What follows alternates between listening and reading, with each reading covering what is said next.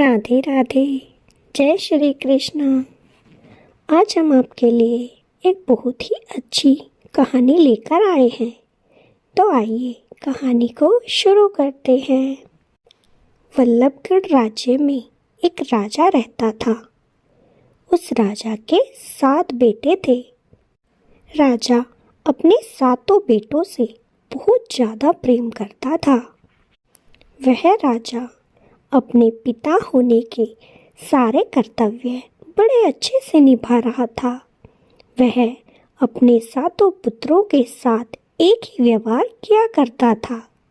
यहाँ तक कि उसने उन 7 पुत्रों के लिए 7 महल बनवाए। 7 महल बिल्कुल एक जैसे दिखते थे।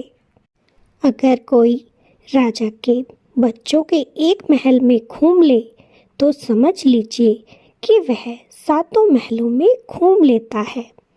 उसमें कोई भी अलग चीज नहीं बनी हुई थी। ऐसे ही समय गुजर रहा था। अब राजा के 7 बेटे शादी योग्य हो गए। राजा ने अपने 7 पुत्रों के लिए योग्य वधुएं ढूंढनी शुरू कर दी।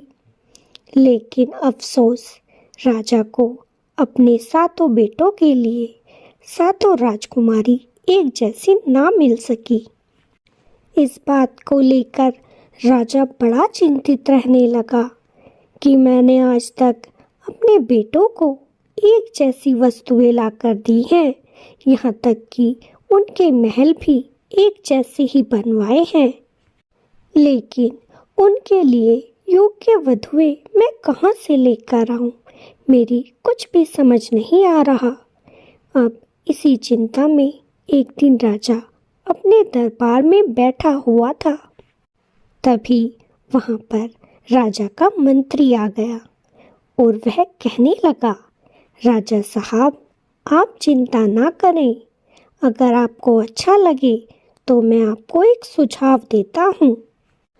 मंत्री ने राजा को सुझाव दिया कि आप अपने 7 बेटों को आज छत पर बुला लीजिए और उन्हें एक जैसे धनुष और एक एक बाण दे दीजिए।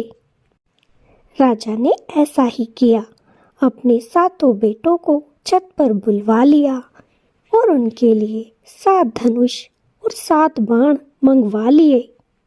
मंत्री ने कहा, राजा साहब, अब आप अपने पुत्रों से कहिए कि अपनी इच्छा अनुसार जिस दिशा में चाहें उस दिशा में तीर को छोड़ दें।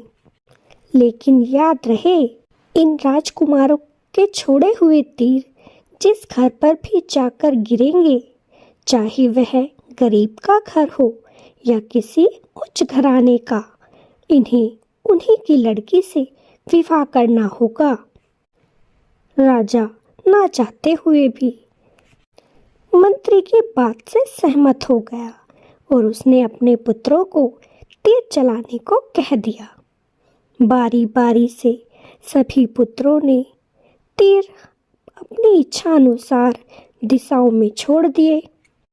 6 के 6 पुत्रों के तीर संयोगवश अच्छे घरानों में जाकर गिरे और उन्हीं के साथ उन लड़कियों का विवाह पक्का कर दिया गया।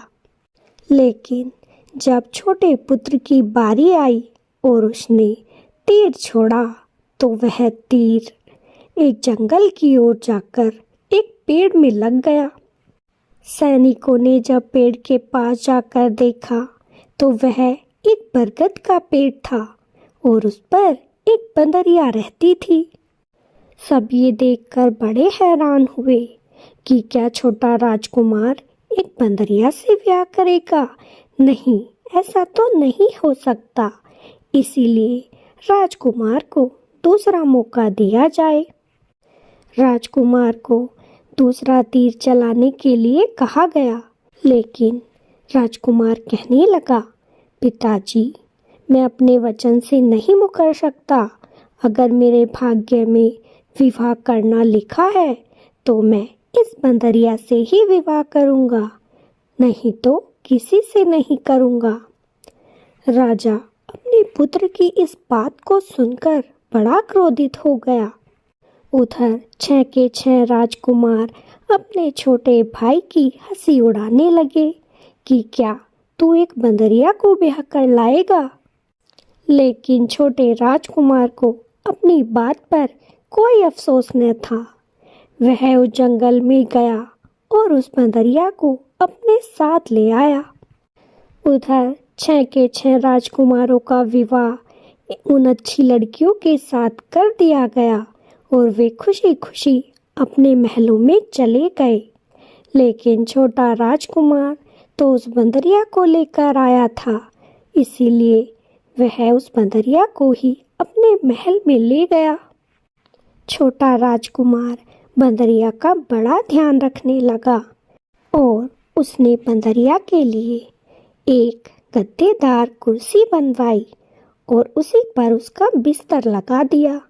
उसके खाने पीने का पूरा ध्यान रखता। अब तो वह राजकुमार उस महल से बाहर भी न जाता, हर वक्त उस महल के अंदर ही रहता और उस बंदरिया के साथ बाग में घूमता रहता। जो कोई भी राजकुमार को उस बंदरिया के साथ घूमता देखता वह उसकी बड़ी हंसी उड़ाता, लेकिन राजकुमार को उनसे कोई फर्क न पड़ता था। वह तो अपने वचन का पालन कर रहा था। ऐसे ही कुछ समय बीत गया। एक दिन राजा का आदेश आया कि वह अपनी बहुओं से मिलना चाहता है, उनके हाथ का बनाया हुआ भोजन खाना चाहता है। ये बात जब सातों राजकुमारों को पता चली तो वे बड़े खुश हुए। लेकिन जो 7वां छोटा राजकुमार था, उसने जब ये खबर सुनी तो वह चिंतित हो गया कि जब राजा साहब आएंगे तो मैं क्या उसे बंदरिया से मिलवाऊंगा कि मेरी पत्नी एक बंदरिया है। सब इस बंदरिया के बड़े मजाक उड़ाएंगे। उसे इस बात से बड़ा दुख हो रहा था, क्योंकि अब वह धीरे धीरे उस बंदरिया से एक लगाव कर बैठा था और उसके बिना वह नहीं रह सकता था। वह दुखी मन से एक तालाब के किनारे बैठा हुआ था। वहीं पर वह बंदरिया भी बैठी हुई थी। बंदरिया को देखकर राजकुमार कहने लगा, अरे ओ साथी, अगर तू बोलती तो मुझे कोई ना कोई उपाय बता देती कि मैं इस विपदा की घड़ी में क्या करूं जो मेरे पिताजी मुझसे खुश होकर जाएं। तभी बंदरिया ने अपने सर को खुजलाया और उसने एक पत्थर के टुकड़े पर कुछ लिखा और राजकुमार को दे दिया। राजकुमार ने जब उस पत्थर के टुकड़े पर वह लिखा हुआ देखा तो उस पर लिखा था कि राजकुमार, तुम उसी बरगद के पेड़ पर के पास जाओ जहां हम दोनों मिले थे। वहां एक खोकर बनी होगी, तुम उसके अंदर चले जाना। राजकुमार ने ऐसा ही किया। वह उसी बरगद के पेड़ के पास जा पहुंचा और उसमें बनी हुई खोकर थी, वह उसी के अंदर चला गया। चलते चलते वह नदी, तालाब, झरनों के पास से निकला। बड़े सुंदर सुंदर फूल खिले थे। इतने सुंदर सुंदर नज़ारे राजकुमार ने पहले कभी ना देखे थे, जैसे वह किसी परियों के देश में आ गया हो। फिर वह एक सोने से चमचमाते सिंहासन के पास पहुंचा। वहां पर एक बड़ी ही सुंदर राजकुमारी बैठी हुई थी। उसे देखकर लग रहा था जैसे वह यहाँ की परी हो। राजकुमार इतनी सुंदर राजकुमारी को देखकर चौंक गया और उससे वह कुछ कहता उससे पहले वह राजकुमारी खुद ही कहने लगी कि मुझे उस बंदरिया ने सब कुछ बता दिया है, मैं कल तुम्हारी सहायता करने जरूर आऊंगी।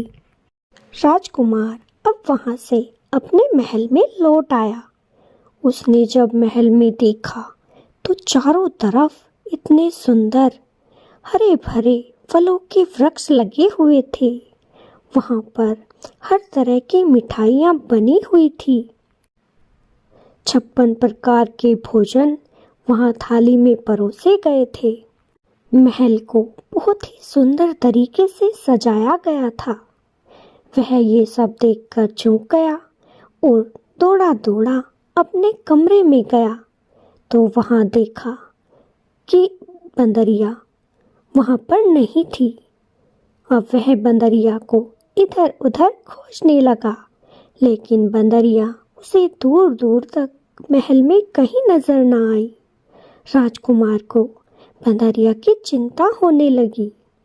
वह अपने कक्ष में दोबारा गया तो उसने देखा कि सामने एक बड़ी ही सुंदर राजकुमारी बैठी हुई थी जो उसे परियों के देश में मिली थी। वह उससे बोला, अरे सुंदर राजकुमारी, मेरी बंदरिया को देखा है? तब वह राजकुमारी बोली, अरे राजकुमार, तुम्हारे सामने इतनी सुंदर राजकुमारी है और तुम फिर भी उस बंदरिया की बात करते हो। उस बंदरिया को तो मैंने यहाँ से भेज दिया, अब वो यहाँ कभी नहीं आएगी। अब तो तुम्हें मेरे साथ ही रहना होगा। राजकुमार ने जब ये सुना तो वह उस राजकुमारी पर क्रोधित हो गया और कहने लगा, दुष्ट राजकुमारी, तुम क्या सोचती हो कि तुम्हारे इस रूप चाल में मैं फंस जाऊंगा और अपने मित्र बंदरिया को भूल जाऊंगा? नहीं, मैं अपनी बंदरिया के बिना नहीं रह सकता। मैं उससे सच्चा प्रेम करता हूँ और आखिरकार वही मेरी पत्नी है। ये दुनिया वाले हमारे प्रेम को समझे या ना समझे, लेकिन मैंने उसी से विवाह किया है और मैं मरते दम तक इस रिश्ते को निभाऊंगा। भले ही हम जन्म जन्म तक ऐसे ही मिलते रहें, लेकिन मैं ये अपना रिश्ता नहीं तोड़ूंगा। ये बात सुनकर राजकुमारी हंसने लगी और बोली, क्या रखा है उस बंदरिया में? राजकुमार, मैं इतनी सुंदर हूँ तो मुझसे विवाह कर लो और अपने पिताजी के सामने मेरे साथ चलो। तुम्हारे पिताजी तुमसे बड़े प्रसन्न हो जाएंगे। लेकिन राजकुमार बार बार यही कहता रहा, नहीं, मैं तुमसे विवाह नहीं कर सकता। अगर तुम मुझ पर कृपा करो तो मेरी दोस्त को मुझे वापस लौटा दो। मैं उसके बिना जीवित नहीं रह पाऊंगा। राजकुमारी कहने लगी, अब तो वह वापस नहीं आ पाएगी। मैंने उसे बहुत दूर भेज दिया है। अब तो तुम्हें मेरे साथ ही रहना पड़ेगा। इतना सुनना था कि राजकुमार ने तलवार उठाई और उसने कहा, अगर वह मेरे जिंदगी में दोबारा नहीं आ सकती तो मैं अपने आप को ही ख़त्म कर लेता हूँ। उसने तलवार उठाई और जैसे ही अपनी गर्दन काटने लगा तो वह राजकुमारी चिल्लाई और कहने लगी, ठहरो राजकुमार, मैं तुम्हारी बंदरिया से तुम्हें अभी मिला देती हूँ। तभी राजकुमारी ने अपना रूप बंदरिया के रूप में बदल लिया। ये देखकर राजकुमार चौंक गया कि ये सब क्या था? क्या तुम रूप धारण कर सकती हो? तब उस बंदरिया ने सारी बात राजकुमार को बताई कि जब तुमने तीर छोड़ा था तो वह एक बरगद के पेड़ में जाकर लगा था। मैं उस वक्त वहाँ पर टहलने के लिए आई हुई थी। मैं और कोई नहीं, परियों की राजकुमारी हूँ। मैंने तुम्हारे प्रेम की परीक्षा के लिए ही एक बंदरिया का रूप धारण किया था, लेकिन तुम तो मेरे सच्चे प्रेमी निकले और तुमने बंदरिया के रूप में भी मुझे अपना जीवन साथी स्वीकार कर लिया। इसीलिए अब मैं तुम्हें खोना नहीं चाहती और तुम्हारे साथ अपने असली रूप में रहना चाहती हूँ। ये सुनकर राजकुमार बड़ा खुश हुआ और उसने अपनी बंदरिया को अपने गले से लगा लिया।